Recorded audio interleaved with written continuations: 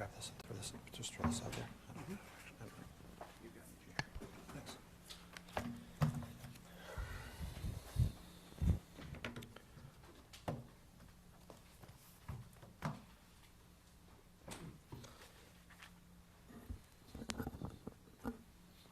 Good afternoon. My name is Alex Spiro, and I'm counsel to Mayor Adams. This morning, we filed a motion to dismiss the bribery allegations in this indictment, and I'm going to walk you through that this morning and some other matters. The alleged conduct does not support the bribery charge. And I want to talk at the outset about two fundamental facts that I think are not clear. The first is that in the events in question, Mayor Adams was the Brooklyn Borough President. He was not the mayor. He wasn't even the mayor-elect. And the position of Brooklyn Borough President does not have vast powers. In fact, it has, frankly, very little. To believe these prosecutors, you'd have to believe that the gentleman at the airlines 10 years ago, he was the one who predicted that Eric Adams, the kid from Brownsville who grew up in poverty, who served this city as a police officer, would one day be mayor. That he, as he is upgrading and giving these courtesies to Mr. Adams, that this was his plan. This was the agreement. It defies all logic, it defies common sense, and it isn't true. What is true is that Eric Adams has been known as the Outer Borough Mayor. He has been a voice for countless immigrant communities, Turkey too. And it's sad, frankly, to see him have that weaponized against him here. The second thing that I think needs to be clear at the outset is that gratuities are not federal crimes. Courtesies to politicians are not federal crimes. They do not violate federal law. Congressmen get upgrades. They get corner suites. They get better tables at restaurants. They get free appetizers. They have their iced tea filled up. That's just what happens. That's the truth. And we don't, in the law, leave these public servants to be asking themselves every single time, every single day they have any interaction with the public, is accepting this or taking that appetizer or not waiting in line a violation of federal law that subjects me to large prison sentences? We don't do that. That's why the law does not criminalize that. It would defy logic, it would make no sense, and so it doesn't. So the prosecutors then shift, and they say that, Eric Adams, he hid this secret of the airline upgrade corruption case, that he was hiding it from all of you New Yorkers. That's not true either. When he flew in his face and in his name, and he booked it on his credit card.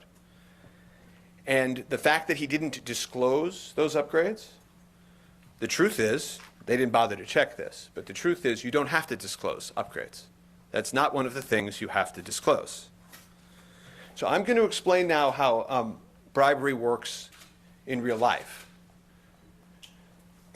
And I'll use an example. A businessman comes to New York City. He goes to the head of an agency. He says there's $1 million in the bag. I'm going to give you this $1 million, and you are going to give me a $20 million contract with the city. And that's the quid pro quo. That's how it works. And New Yorkers lose there. New Yorkers are harmed there because they don't necessarily get the right product at the right price. That's not what happened here. There was no quid pro quo. There was no this for that. The indictment alleges that then, 10 years ago, as Brooklyn Borough President, he got favors, and that at some point, then 10 years later, Turkish House. That's not a quid pro quo arrangement. There was no quid. There's no connection over this 10-year purported conspiracy of how those benefits have anything to do with 10 years later and the request at the Turkish House. There's no contemporaneous this for that. This is nothing more than basic courtesies that happen to members of Congress every day. There was no pro. Again, the timing and Mayor Adams's then role as Brooklyn Borough President, it makes this clear, right? It just doesn't make any sense. 10 years later, and all of a sudden, it's the Turkish House. It's not even in Brooklyn.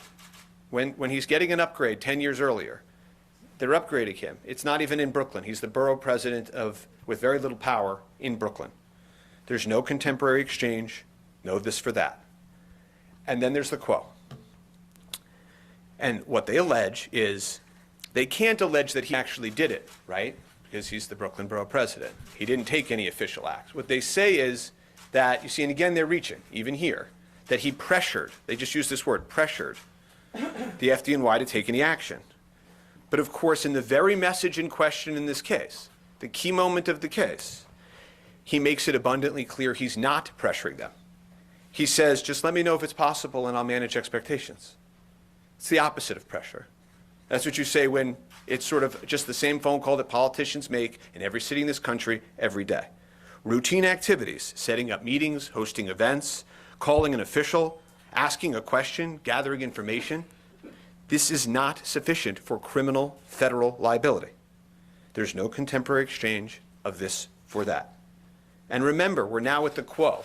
This is the big moment, the official act that you need to bring a federal criminal bribery case. And remember, they told you, that, Eric Adams, in the airplane upgrade corruption case, he did things in secret. And you might be asking yourself, how did they get that text message between the Turkish gentleman and Mr. Adams? You might be wondering that. He gave it to them. He turned that over to them. So again, you just have to think about this logically. How could this new system announced for the first time in this indictment, for the first time, how could this possibly work?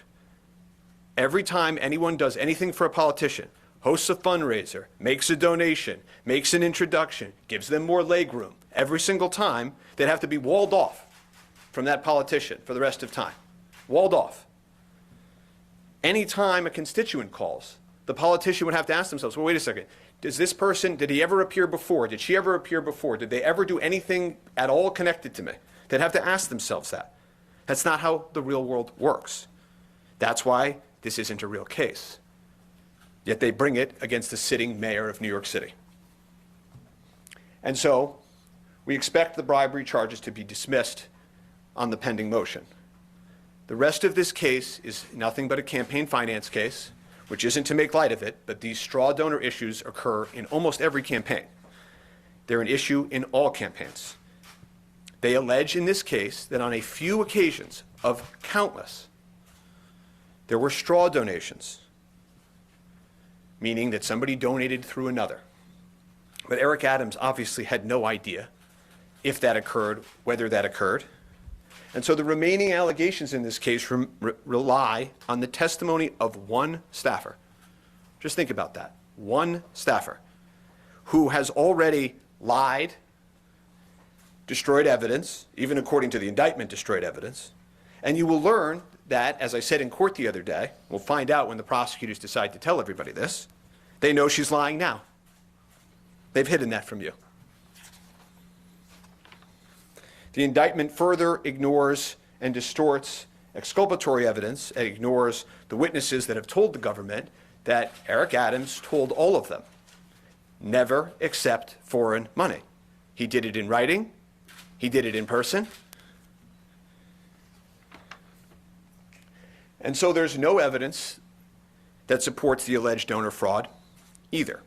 That is the part of it where they claim, right? They wanted the word fraud in this case, so that's why they did that. But they say that some of these donations, right, because they automatically happen, they automatically get matched, that was the fraud. Of course, Eric Adams would have to know about this. He didn't know about this. And of course, the other thing that they leave out in all of this is logic. He had no incentive to do this. None. They were going to make more, they had more than they could ever use. They had more than they were allowed to have. There was no incentive. They kept records of everything. Again, no secret. And of course, if you look down on the left, they refunded millions of dollars. Right? It's not a case. The second part of the case, it's not a real case. And so what the prosecutors do is they try to use misdirection. They try to use misdirection. And so they write, the 2021 campaign reaped over 10 million. Wow, that sounds like a really big fraud. Based on the false certifications and the campaign complied with the law. Okay, that's not true either. If you look at what the indictment actually goes on to say, $18,000 worth of contributions they say were accidentally matched. 18,000, not $10 million fraud, 18,000. That was intentionally misleading. And so at the end of all of this, once the bribery count we expect to be dismissed, is this technical campaign finance violation against Mayor Adams that he did not know about. And again, this happens in campaigns. It's not to make light of it, but it happens. And so after that falls away, the matching donations issue falls away, and without crimes, so does the conspiracy.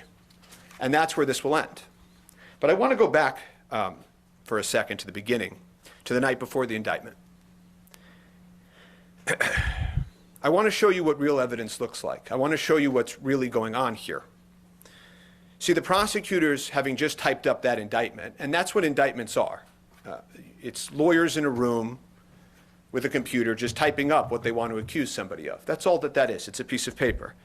And so they're cobbling this together. You can picture them arguing about what to include regarding the upgrades, the leg room, whatever they want to say, a picture of the hotel. And they type it up, and they're just so excited that they had to leak it to the media. These lawyers are in this room, and they have lots of law books and very little real-world experience. And so they leak it to the media. And when they did that, they violated their ethical obligations. Violating grand jury secrecy is a criminal act, and it exposes them to what's really going on here. And when they did that, that misconduct, that's when the people of New York were let down.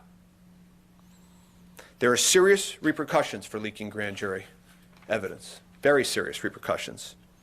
And I think you're going to see how that plays out in the coming days. And so, what do they do next? They send 12 federal agents to Gracie Mansion. Breaking news. My phone goes off. Breaking news. They're raiding Gracie Mansion. I speak to the agent. I said, what are you all doing at Gracie Mansion? He said, oh, we're just asking the mayor for his cell phone back again. Okay. I guess there was nothing else that those agents could work on in the city, no other crime to help with. They wanted that spectacle. They wanted all of this. And you should ask yourself why they're doing that. Why are they tipping off the media every single time they take somebody's cell phone in this case? Something that happens in every single investigation, something they'll probably keep doing. Breaking news like this is some watershed moment in a criminal investigation. It's amateur hour. The reason they're doing it is they want all of this. They want it to be in the tabloids every time. And I think eventually New Yorkers, being New Yorkers, are going to wise up to all of this. But again, they just can't help themselves. And it's worse than that, actually, because they're trying to manipulate and fool and taint all of you. But I have faith, as does the mayor, that New Yorkers will see through this, that New Yorkers are too savvy to be tricked by these games. And so, as they finish their day, they go to their little press conference, the airline corruption case press conference. And you know, federal judges, they call them out about this all the time, spinning for cameras, trying to taint juries all the time. And when you look back at their comments now, just a few days later, you can see what I said then. This isn't a real case. Never was. To go after the sitting mayor of New York City, a city that needs him. That's why I'm standing here. I've never held a press conference in my career. Never responded to these little press conferences. But this is different. They have forgotten to tell the people of New York the truth about what is going on here. That's what I'm here to do. But there is a part of their little presser that I wanted to borrow. You know, if you watch the end of it, it's sort of, you know, you can tell they spent a lot of time writing that ending. And they're rehearsing it. You can tell. And I wanted to borrow it, if that's okay, and quote from it. You see, because the bringing of this not real case, the hiding that their key witness lied, the leaking of secret grand jury evidence to the press is a grave breach of the public's trust. Public office is a privilege. We allege that prosecutors abused that privilege. These are laws that are designed to ensure that officials like them serve the people, not the press, not their careers, not their political careers. These are bright line rules, and we allege that the prosecutors violated them again and again for months. That's the reason we're here today. And if anybody has any information about that, They can come forward anytime. So I don't have anything further today. I cannot discuss, obviously, certain facts of this case for obvious reasons. You will see additional updates this week. The case will be in the court's hands. There's a motion to dismiss pending. There will be further filings made this week. And we expect the case to be dismissed, the bribery charges to be dismissed, and further sanctions to come to the government. And so while that's pending, I don't think there will be major case updates, so I wanted to address you all today. I've always believed that the city would then return, the mayor will lead the city, and this city always goes back. And I believe that the truth will eventually come out in that courtroom. That's our system, and that's good enough. So I have time for a few questions, if anybody has questions. Sure. Hi, Emma from the New York Times. Can you speak a little bit more about why he didn't report the travel benefits and why he thought, hi everyone. Oh. Okay. Can you speak a little bit more about why he didn't report the travel benefits to the Conflict of Interest Board and why he thought it was appropriate to accept those gifts? Yeah, well, you're not required to disclose them to the Conflict of Interest Board or to any public disclosures. So there's a legal opinion on that issue, whether upgrades and these sorts of courtesies and gratuities have to be, and the legal opinion is they don't. Yes? They can't disclose the training trips at all, which my understanding, that is required. No, it isn't. Personal travel is not required to be disclosed, and the other thing that's not required to be disclosed is upgrades and things of that nature. I will also say that as we descend, there are cases that are like this case where politicians have been fined $10,000. There's just never been a case where federal charges were brought on such charges. Disclosed Yes. some of his trips to the Conflict of Interest Board. Why did he seek that opinion if it's not required? I'm not going to have time to do 2 or 3 questions for each person, and I'll ask you. Yes. Today, you say that the case was based on facts that were provided by an ex-staffer with an axe to grind. I wondered if you could go a little bit further and explain what you mean by that. Well, I think I've said a few times that the case, and I think the government has even alleged in court, and you can read the indictment and piece it together, that this entire case relies on one witness. That's it. What's her axe to grind? Well, you're going to find out. Yes. Why are you, so you went into the bribery and why it's not bribery, and you're moving to dismiss that charge. And then you went over the donations and why it's not $10 million like the prosecution outlined. Why are you not moving to dismiss that charge? And what evidence do you have of the leaks from the prosecutor's office other than the articles in print that you reference? Do you have evidence of those leaks happening? Yes, we do, and you'll find out in the coming days. The second thing I'll tell you to answer your original question is certain claims and allegations in an indictment can be dismissed quickly just based on the papers. Certain things require more evidentiary support and investigation. And so I don't want anybody thinking that I think that part of this case ought to or will survive. But we didn't move to dismiss it, week 1. Yes? Yes, hi, good morning. You said the cooperating witness lied. About what? You're going to find out, or maybe the government will tell you. Well, you're elaborating based on your allegations and what's in the indictment. So why isn't she trustworthy, and what did she lie about? Well, forget trustworthy. That's a bigger, more complicated question in life. Their own indictment says that she lied. Right? The indictment, the passage that I showed on the board, says that she lied to the agents. Then says she destroyed her phone. There's another, even bigger lie that they haven't told you about. I'm wanting them to tell you, because I'm watching the Brady clock, and I kind of want them to tell you. And then there's more lies that I think as this case unfolds, you'll say. What Yes. do you think it is? What do you think the lie is?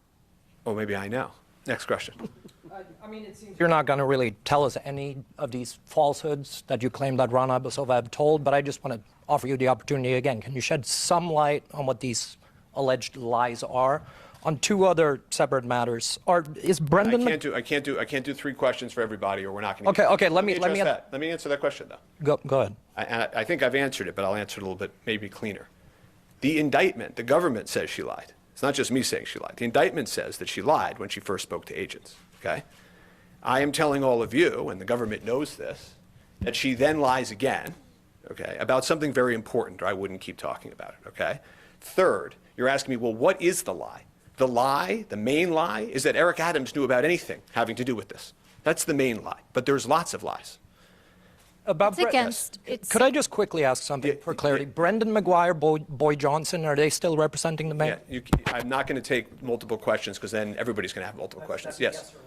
Okay, it's against city conflicts of interest law to accept, as an elected official, to accept a gift above $50. I mean, that's just written in city law. Can you explain how it's not illegal that the mayor accepted many, many gifts above $50? In addition, the indictment specifically says on many pages, I'll say page 15, for instance, the mayor signed off on the scheme to accept foreign donations. Can you respond to that? And are you giving the mayor a discounted rate? Because we know you're a very high-priced, fancy lawyer. I think you make $2,000 an hour or something, which is great for you. You know, we all don't make that much, but whatever. Is he getting a discount, or is the city in any way, shape, or form paying for your salary? Let me try to answer those questions. The first is, I'm not an expert in conflict of interest or law, okay? We have experts that weigh in on these things, and so does he. It is certainly not a violation of criminal law or federal criminal law. It's not even close. The Supreme Court last year clarified this forever and ever and a day. Second of all, I think we've said this already. City is not paying for his legal bills. Yes. This question was asked earlier, but how does your work relate to the work that was being done by Wilmer Hale? Are you working with them, or have you replaced them in some form? And also, when did you come on board for the mayor in this capacity? I know you were already representing him in the other case. Yeah, I will be trial counsel on this matter. Wilmer Hale is still involved. Yes. So you keep citing the Supreme Court ruling of Snyder. Are you concerned that that has to do with domestic issues? Are you concerned that this has to do with actual foreign countries interfering in our local elections here? Well, even that question relies on, and I'm actually going to go back to a question that was asked before, which is, what do I make of the indictment saying scheme? That's just a word that some prosecutor in an office wrote into an indictment. There is no scheme. There is no foreign interference with elections. This is just a mayor who went to the outer boroughs and met with people in this city that more people should meet with, and had donations from lots of different members of the community across lots of different ethnic groups. And so there is no scheme, there is no foreign interference. This is all nonsense that is spun into this to try to turn a conflict of interest question or a disclosure question into a federal criminal case. Last question. We were speaking with the Brooklyn Borough President, Antonio Reynoso, this morning, who immediately assumed the position from Mayor Adams during that same election cycle. He said immediately upon taking office, he was offered multiple very fancy porcelain tea sets and lavish travel to Turkey, and he immediately said, this doesn't pass the smell test, turn it away. How do you expect to sell to a jury that the mayor didn't have some sense that this was wrong? I'm glad that he didn't take the porcelain set. If he had, it wouldn't have been a federal crime, and I'm not needing to sell anything because there wasn't a violation of federal law here. I have nothing further today. I can't sit here and answer more questions. Specific about and Brendan so McGuire? I appreciate everybody's time, and I will speak again at court on Wednesday. Thank you. Can you